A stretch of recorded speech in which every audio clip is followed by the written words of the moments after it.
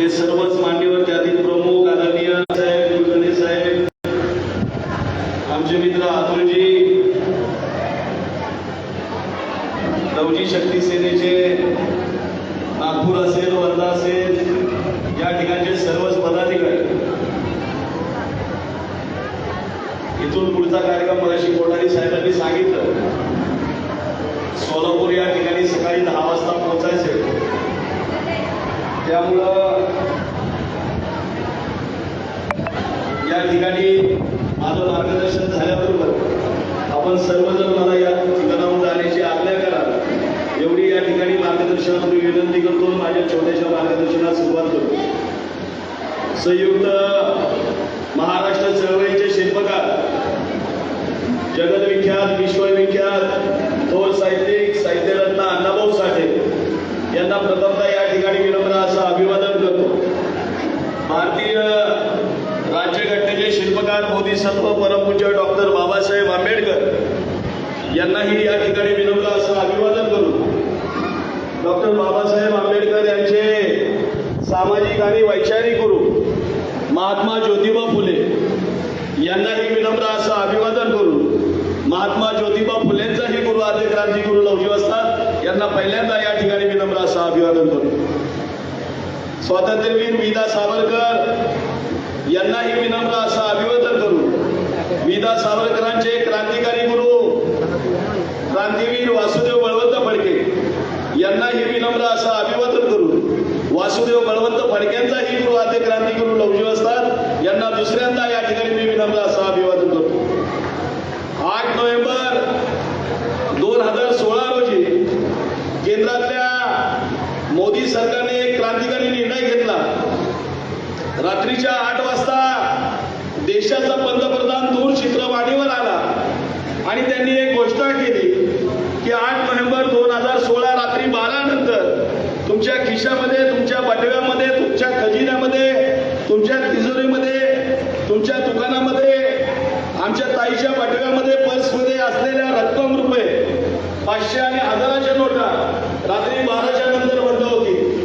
8 November 2016 तुम्हाला ज्ञात असेल, रात्री 12च्या नंतर 500 आणि 1000च्या नोटा चलनामध्ये वापराकरता बंद करण्यात आल्या. काही दिवस हे सर्व चालू असताना काही महिन्यानंतर नव्याने काही नोटा चलनामध्ये आल्या. त्याच्यामध्ये 500 रुपयाची नोट असेल, गुलाबी रंगाची 2000ची नोट असेल.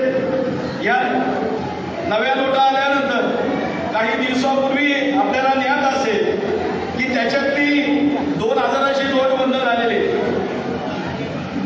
2000ची नोट बंद झालेली आणि 500ची नोट मात्र चलनामध्ये चालू आहे.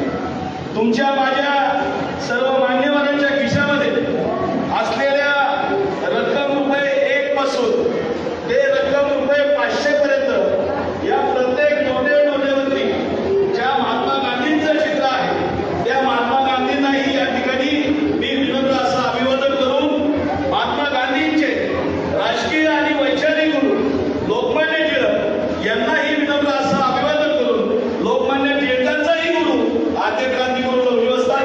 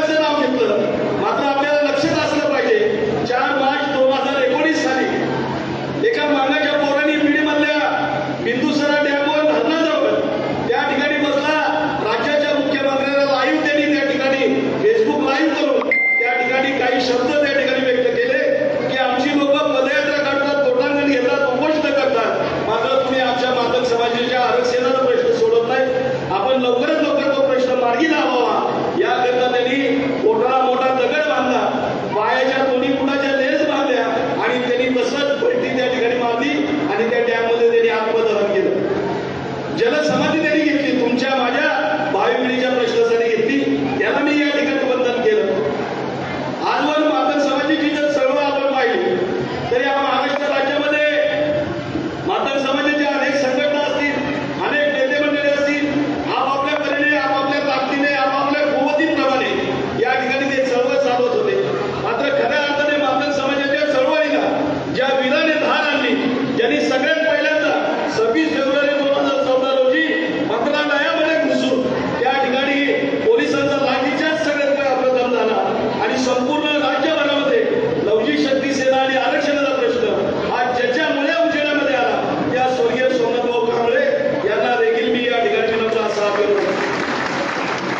आता मार्गदर्शन करायचे वेळ मला किती आहे मला माहित नाही, किती वेळ बोलायचं आहे मला माहित नाही, मान्यवरांनी इथं किती वेळ दिलाय मला माहित नाही, तुम्ही कधीपासून इथं आलात हेही मला माहित नाही, अजून किती वेळ तुम्ही थांबणार आहात हेही मला माहित नाही.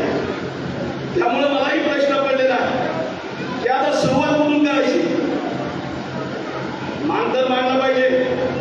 साहेबांनी त्यांच्या भाषणामध्ये व्यक्त केलेला आहे समाजाने काय केलं पाहिजे ह्याचं प्रबोधन त्यांनी केलेलं आहे. एक तुम्हाला त्यांनी गुरुमंत्र दिलेला आहे. आत्मजी असतील, आमचे कोठारी साहेब असतील, निश्चित त्याचं पालन आपल्याला भविष्य काळामध्ये करावंच लागणार आहे.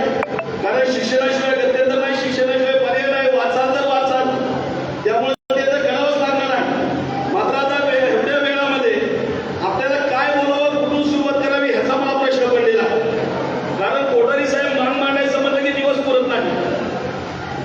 तुम्ही अगदी त्रेता युगापासून घ्या, सतयुगापासून घ्या, द्वापर युगापासून आता कलियुग सुरू झालं.